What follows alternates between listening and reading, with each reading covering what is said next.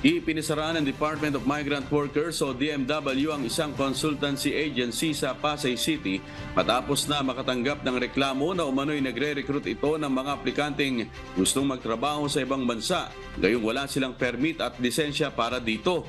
Ayon umano sa sumbong ng aplikante, hinihingan siya ng agency na 11 Seas Immigration Services ng 250,000 pesos na placement fee para makapagtrabaho sa abroad.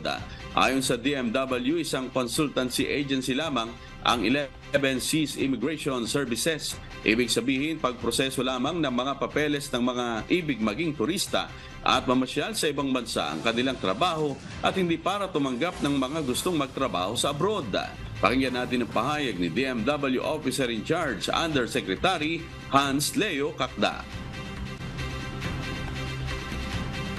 Ang palusot nila, tinutulungan lang dalaw nila sa pagkamit ng work visa.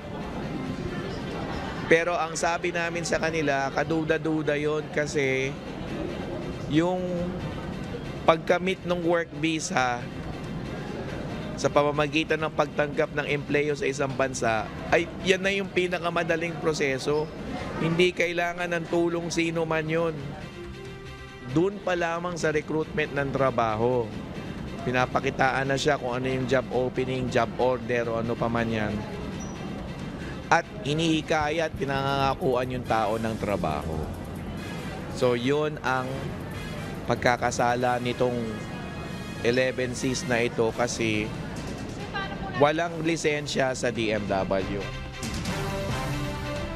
Karaniwan sa mga trabahong iniaalok ng mga ito sa kanilang mga mabibiktima ay ang truck driver at warehouse workers sa Poland at Canada.